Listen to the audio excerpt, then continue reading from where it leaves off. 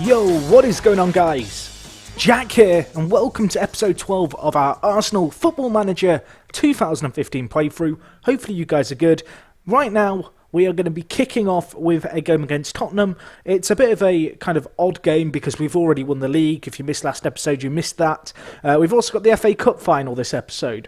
Quick look at what's happened in the league since we sealed the title. It's all gone horribly wrong. I've rotated my side and we've lost 2 of our last 3, and we drew the other game against Sunderland, who are bottom of the league and of who, of course, we lost to previously. I don't want to dwell on these games too much because I have been rotating my team. I've been playing a lot of the younger players like Tielemans, who of course went on loan to Forest earlier on in the year and played a good bit of first team football. He's since come in. I've played him in the league a little bit. You can see on his development front, because he's a very prolific player, this guy, and I recommend you pick him up if you can on your saves. I'm currently training him as a poacher. That is his training focus, which might seem a little bit odd considering he's a centre mid.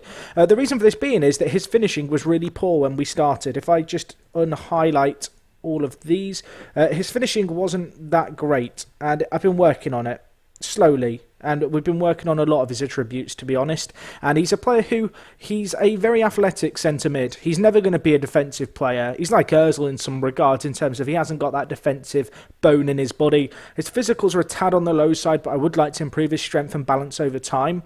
But in focusing on his poacher attributes, I feel like we're going to get a better rounded off player. Right now you can see he's got great speed, he's got vision, and he's got good technical stats in terms of his passing technique, first touch, and his set pieces are fairly solid, and his dribbling. However, his finishing's a little bit lacking. I wouldn't mind improving his first touch a little bit more.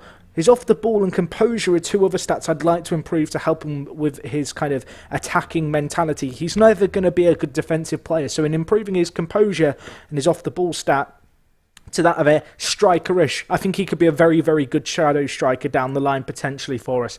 Anticipation and concentration are also useful attributes for a centre mid, so that's another reason to train them there. So that's his training focus at the moment, but he's a player who's very much going to evolve over time, and I've kind of got a plan in my head of where I want to go with trading him, but it's very much a case of let's see how he develops right now in terms of becoming a more attacking prolific player, but those physicals are certainly something I'm going to be looking to work on. So anyway, the other players who have played a little bit in these games, Balanta, a player who has played a lot this year, and it's not really an excuse to say, well, we've played him, he's a reason we've lost, because he has played 25 of the 36 league games so far this year.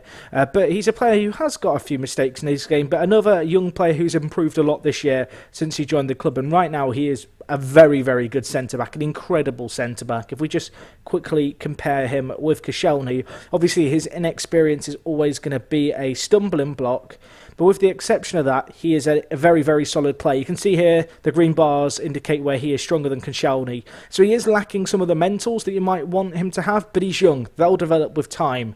And other than his finishing, he's better than Koscielny in pretty much every way, which is quite nice to be able to say. So that is the development on that front. A few other players have kind of had games. Players like Oxlade-Chamberlain I've tried to give some more football to. Bonazzoli, we've given him a few more appearances. He's an Italian international who's playing fairly well for us at the moment, and a player who hopefully will be able to step things up for this next few years. So anyway, this is the last episode of the season. In terms of players you can expect to maybe be saying goodbye to by the end of this season, Danny Welbeck, a player who's raised some concerns, as is Giroud, which is a little bit concerning because it probably means I'm going to have to bring in a striker. But realistically, those 2 players can be sold on for some pretty solid money if I get the right bid. Theo Walcott's in a very similar boat. He's an okay player, but he's not a massive improvement on what we've got. In terms of players I want to bring in, there is one player top of my list of players to bring in this year, if possible.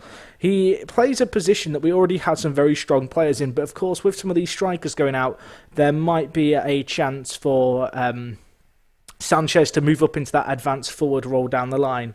So one of the players is Goetze, who I wouldn't mind signing if possible, but that's going to be very difficult to prime away from Bayern.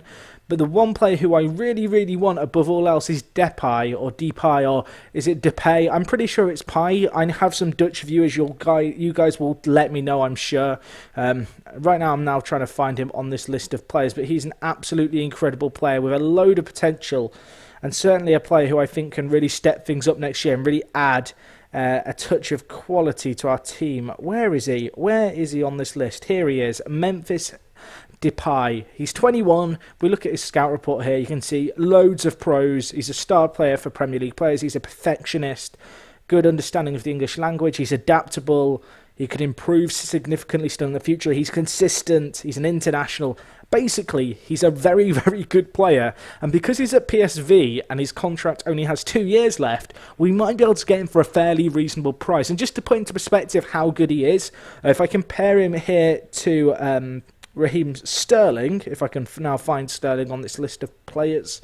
Raheem, where are you? Where are you? Where are you? I can't find him. I've gone blind. You guys are probably screaming at your monitor seeing him. He's here. Right, let's compare him to Raheem Sterling. So if I just do a direct comparison, you can see here Depay is... He's a kind of a slightly different player, but he's equally as good, if not better. He's just a better rounded-off player, and a player who... I'm very optimistic about if we can get him into the team, he'd be of great use to us. And he can also play the striker position. And to be honest, given the well-roundedness of his stats, he can make for a fantastic striker who can drop into the space and be a creative outlet as well as a lead goal-scoring threat. And that is something I really like in this guy. And his physicals are very good to play that lone striker role. But anyway, let's not get too wound up in what is going on next year and hopefully plans for the future, but he is the one who I am desperate to sign if possible. Let's move on to this game. We are going to be playing Tottenham Hotspur. As you can see, Tielemans unfortunately out. Umtiti got banned in our last game. So we're going into this North London derby with only pride on the line. We've beaten them in our last 2 derbies. Hopefully we can get something more here. I've actually let my assistant pick this team. Realistically, I probably should have brought Özlem Sanchez into the team, but it's not too big of a deal. As I mentioned, the league is already won. We're 9 points clear. There's only 1 game left for City and a few of the other teams. Of course, after this game, we are going to be doing the FA Cup final, so you guys are going to want to stick around for that episode. Or not that episode, for that coming up, because it's in this episode, it's not in the next episode. I want to get things kind of wound up for this first season here. 12 episodes for 12 months of the season. I think the uploads, and you guys can let me know in the comments if you agree, but I feel as if the uploads that I've done on this series have kind of been frequent enough in the safe for you guys to really get a taste of kind of some of the decisions I'm having to make as a manager, and also... as a manager, and also kind of see a little bit of what's going on at the club. But at the same time, it's not been too kind of boring, because it can be a little bit tedious watching an FM save where it takes up to 20, maybe even 30 episodes to get through one season. In my opinion, I want to see a real progression in a save, and hopefully in doing the format how we're doing it, that is kind of evident and that is coming across in these videos. But anyway, we just had a clear-cut chance, and Tottenham, we have a record of creating clear-cut chances and not burying them. I want to stuff this team. We've been in poor form. We need to turn things around, and I'll tell you what, Welbeck is bloody awful. I would not mind selling him. He's missed 2 clear-cut chances in 2 games. I was bigging him up last episode. Since then, he's complained about lack of first-team football. He's got on my bad side. He's wound me up a little bit. And the more I look at him, the more I think he's replaceable, which sounds like I've just completely changed my tune from last episode, but he's just missed another. That's 3 clear-cut chances in 10 minutes for Welbs. Not good. Not good at all. I'm almost already contemplating bringing on Giroud, because I think he'd finish some of these chances that we've perhaps not done so well with. But anyway, this is a big game because it is, of course, the derby, and we have a 100% record. We've played Tottenham 3 times, which is a little bit bizarre to play a team 3 times, not including this game, because, of course, we knocked them out of the FA Cup and League Cup, as well as playing them twice in the league.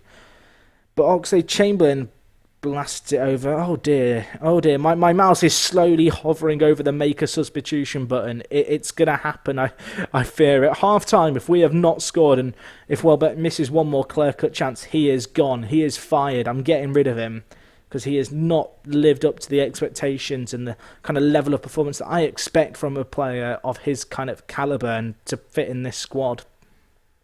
At least we are creating opportunities, I guess. Welbeck here plays in Sterling. Wiltshire, bury that. Jack Wiltshire hits the post now. That is the second time we've hit the woodwork. Royce, no one in the box again. I'll tell you what, we are absolutely stuffing Tottenham. This has been a kind of a feature of this series so far, as we seem to do amazingly against Tottenham.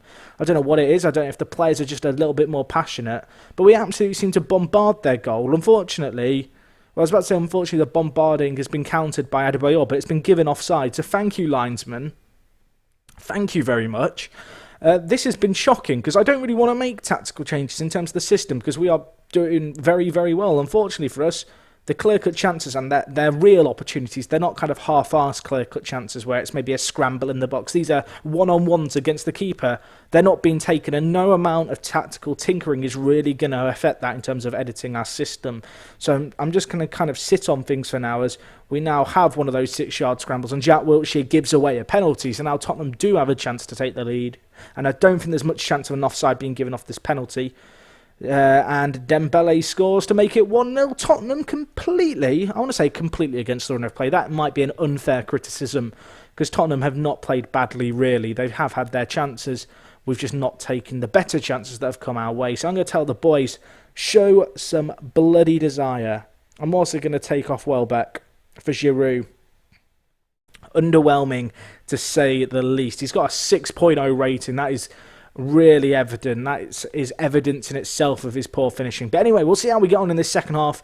Already time really ticking away here. 20 minutes into it, at the halfway mark, no chances whatsoever. That is slightly concerning, although with 19 minutes left, this would be a fantastic chance to get a goal. Of course, if we concede here, massive tactical shake-up. I'm going to have to really go for it, but hopefully we can break them down here, as we have got possession, and we're knocking it around quite nicely. A good little bit of interplay. Balanta around the back, Khedira, Wilshere, Sterling, Giroud, bury that. That would have been a fantastic passing goal. Unfortunately, Giroud's now acquired Welbeck's finishing, so that is an issue. I feel like this year we have been blessed in terms of we've not had a period up until this kind of iffy patch in the league where we've been particularly poor at taking chances and scoring goal-scoring opportunities in games that we deserve to win. It's not cost us too much.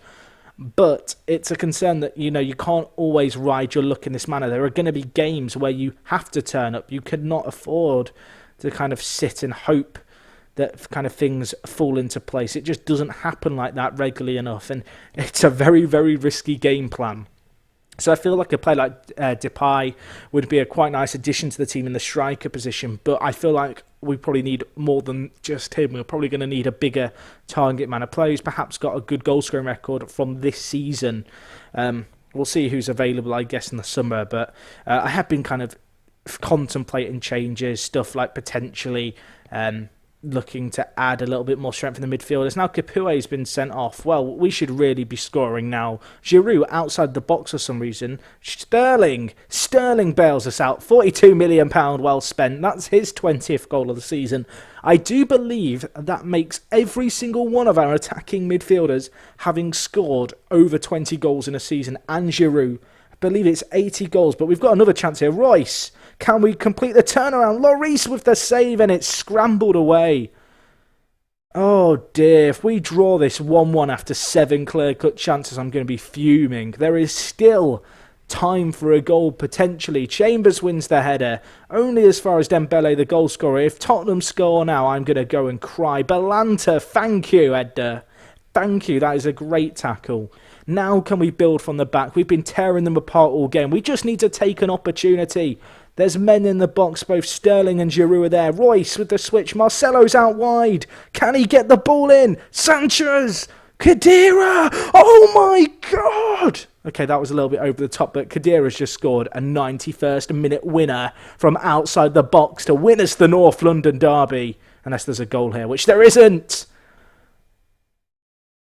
Sometimes in FM, you just have to sit and go, you know what? We're not going to change the system because it was working.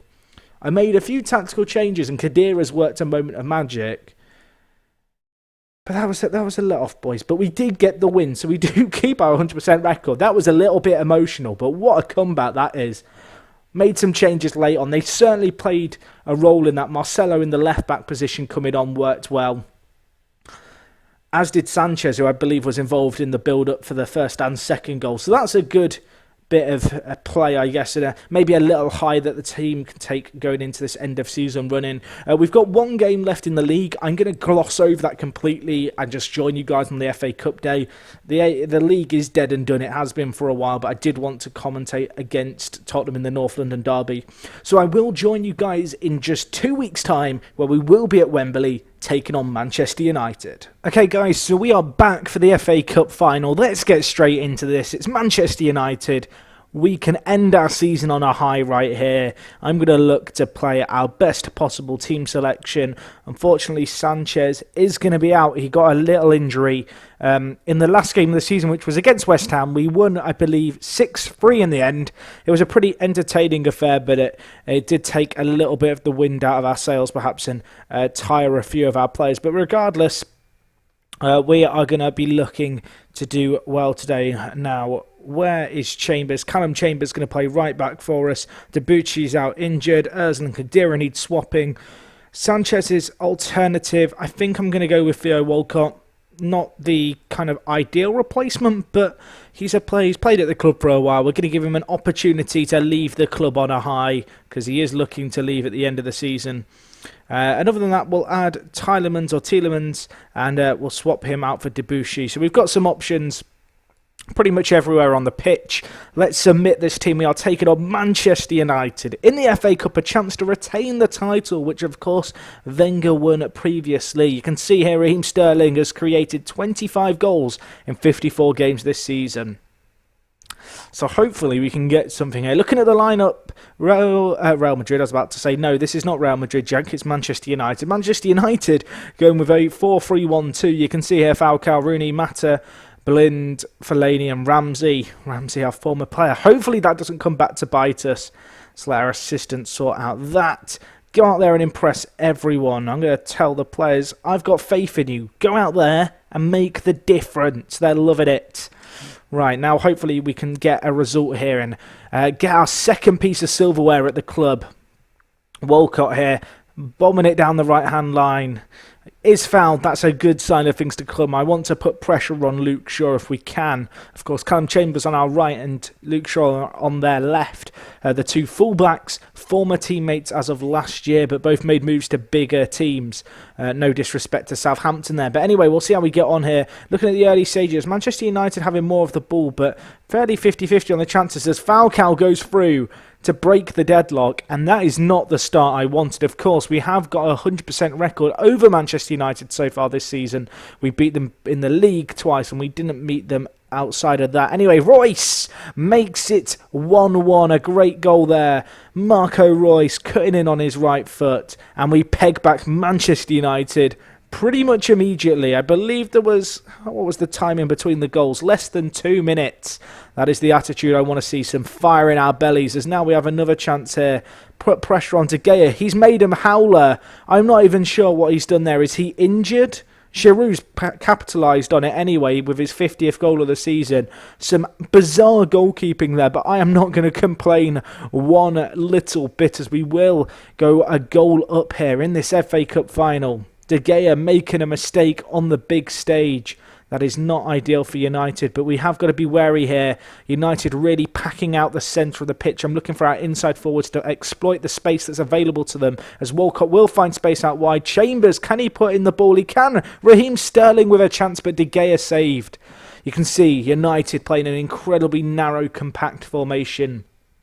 As a result, I'm trying to get our fullbacks into the game while we can, of course. United are going to have a little bit of an advantage on us in terms of they have that kind of packed out midfield. They are going to be looking to maybe crowd us out when they do have the ball.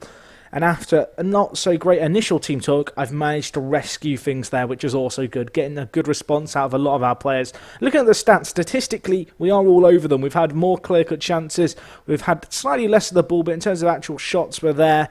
Chance here, perhaps Royce out wide. Blind will clear it, but Marcelo going to get the ball. There's plenty of players still forward in this attack. Chesney trying to build from the back here. Loads of space out on this right-hand side. Walcott will find some space there. The lack of a right, or rather a left midfielder for Manchester United costing them. And as I fumble over my words, we make it 3-1. Royce with the goal there. I believe that was Sterling with the assist as well.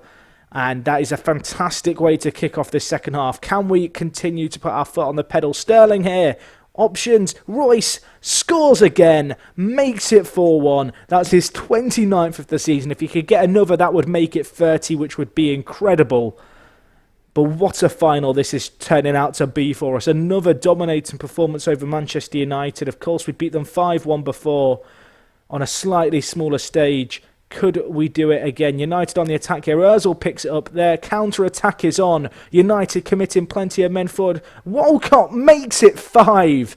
Embarrassing here for United. Less than 60 minutes gone.